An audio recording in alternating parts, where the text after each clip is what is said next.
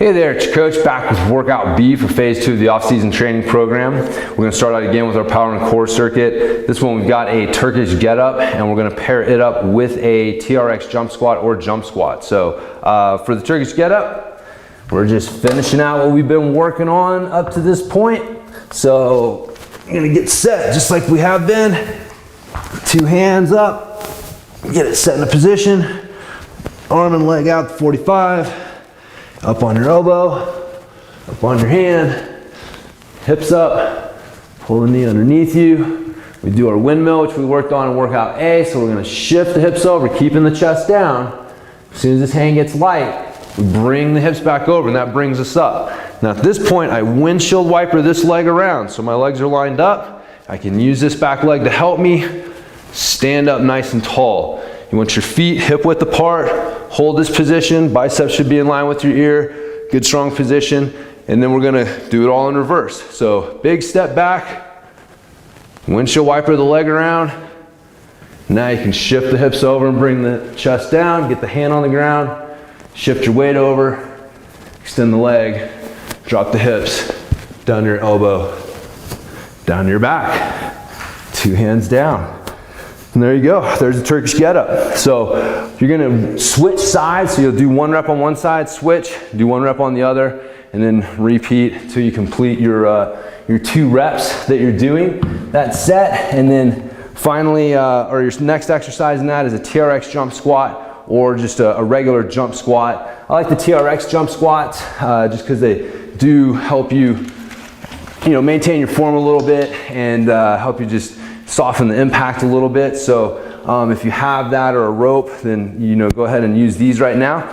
So for this, you're just gonna get set like you're gonna do a squat, and you're gonna do your jump squat, and just use the TRX to help you maintain that good form.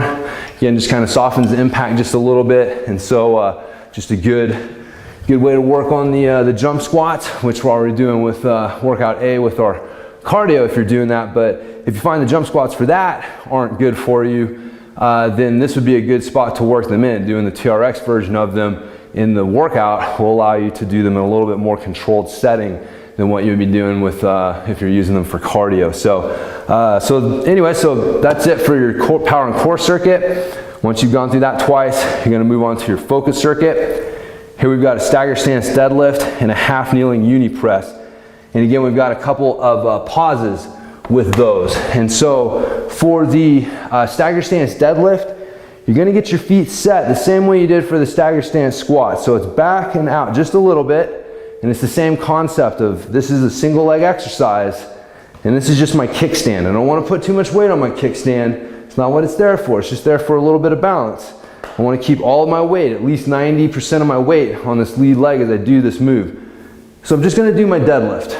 Butt back, chest down, staying balanced on my feet, feeling the tension here, not in my lower back, not in my quads, keeping my shoulders pushed down away from my ears, chest puffed out. I'm gonna pause for a count of 3 at the bottom, and then I drive through that strong balanced foot, squeezing the glute, tall and thin at the top. So this top position is the same for the deadlift and the squat. It's just where do we move from here? Where are we at the bottom? But everything else is the same here at the top. So again, for this one, we're gonna push the hips back, let the chest come down, staying balanced on the feet. That's very important. You don't wanna feel your weight shifting forward or back as you're doing this. Staying balanced on the foot, tension in the hip, drive with that glute, nice and tall and thin at the top. So there's your stagger stance deadlift. When you're ready to use weight, you can either use a kettlebell or a dumbbell, either one's fine.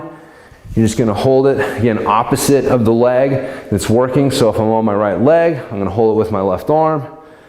And I just push my butt back, chest comes down. If you can come all the way down to the ground, pause for the count of 3, 2, 3, and then drive back up. With this one, make sure you're not reaching for the ground. So it's real important you keep your chest square. So I almost think about pushing this shoulder towards the ground, because this one will get there, it's got the weight. So if I keep this one down, it'll keep my chest square, and that'll help just make sure I'm not losing some core strength as I'm doing this, or a chance to build some core strength with this exercise.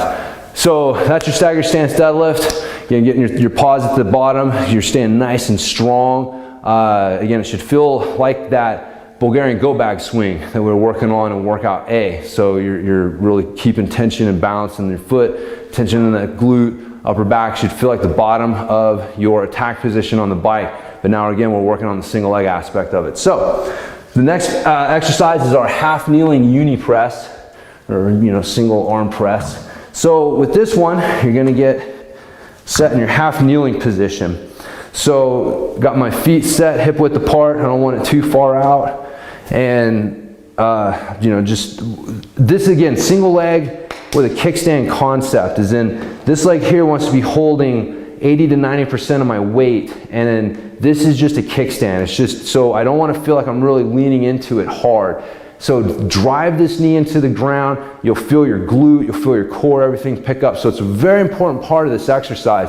It's not just pressing the kettlebell over our head. It's making sure that you have the right platform underneath that kettlebell that's going to get you the transfer to the trail that we want. And so if you're leaning into this front leg too much, you're going to be missing the core strength and the single leg stability that we're trying to build with this exercise, as well as our pressing strength.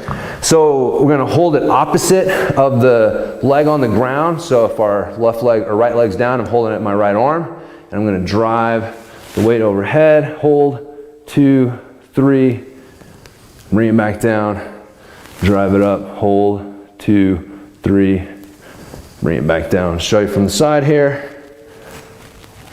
At the top, biceps in line with the ear, knuckles are pointed to the ceiling, holding for my count of 3, bringing it back down, up, hold, 2, 3, back down. So, you're gonna switch sides, make sure you do both sides on both of those exercises, and you're going through those 3 times, paying attention to your reps depending upon what week you're on.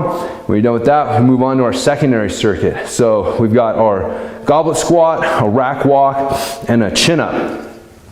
So with the goblet squat, you're gonna get your weight, you're gonna hold it by the horns like this, get your feet set shoulder width apart. You're gonna do a good squat, sitting the butt straight down. You want the pointy part of your elbows right here on the inside of your knees. You should be able to push the knees out a little bit here. I don't want them down here. I don't want them out here. I want them right here. And then I drive through that strong, stable foot, squeeze my glutes, nice and tall and thin at the top. Show you a couple reps from the side, sitting straight down. Back up. Just like that. That's our good goblet squat. So with that one, we do have the 3 count at the bottom. So, pause, 2, 3, and drive back up. So watch those pauses. They're very important in this phase. Our next one is a rack walk. So for the rack walk, I'll actually show you with the dumbbells. You can use dumbbells or kettlebells, either one's fine. You're gonna hold them in your rack position here. And then same thing, we're going for 20 to 40 steps. So it's just like we were doing with our farmer's walks, but now we're holding the weights up here. So you just walk your figure 8, watching your posture, watching your breathing. This one is definitely going to be a lot harder to maintain that breathing on, because you've got that pressure of the weight pushing into you in this rack position. So again, just like that, doing your 20 to 40 steps. When you're done with that, move on to a chin up. If you have trouble with chin ups, then you can do an ab roll out. Trouble can be either not being able to do a chin up, or you can be like me and have elbows that aren't the healthiest things in the world. I've injured my elbows a few times, and so I'm also approaching 40 here in a month.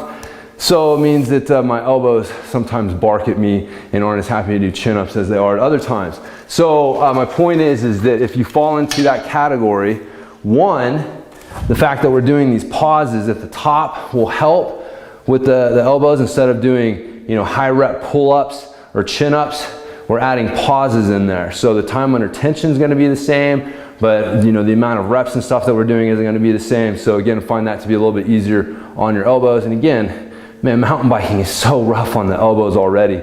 So, you know, trying to avoid exercises that kind of add a bunch of stress to the elbows can be important for us as well, or just knowing how to optimize them. And so anyways, the pauses are going to be good. We're going to be adding a 3-count pause at the top of this, keeping the reps low, 1 to 5, so add some load if you need to, or you can do the ab rollouts, because again, they're working the same basic movement pattern that we're looking at. We're just not involving the elbows as much with it. So just give you a couple of options there. But for your chin up, you know, it's just our standard. For the chin up, it's the standard palms facing you grip. And I'm not really too concerned about how wide. I mean, we don't need super narrow, we don't need super wide, just whatever you find to be comfortable for you. And the idea is to drive your elbows to the ground. So it's a lot like our rowing motions where we were talking about driving the elbows behind us.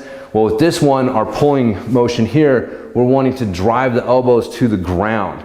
And so as you pull, you think about driving the elbows to the ground. Obviously, they're not moving, but just thinking that gets you activating different muscles than thinking about trying to pull your chin or you know, your chin up to your hands and stuff like that. So the things you think can impact the muscles you use to create the movement. And so driving the elbows to the ground is one of those things that you can think that will positively impact what muscles you're using. So you're going to drive the elbows to the ground, getting the chin over the bar, pause for a count of 3, and then drive back up. So again, show you a couple reps here. We're down, coming up, pause, 2, 3, back down, pause, 2, 3, back down.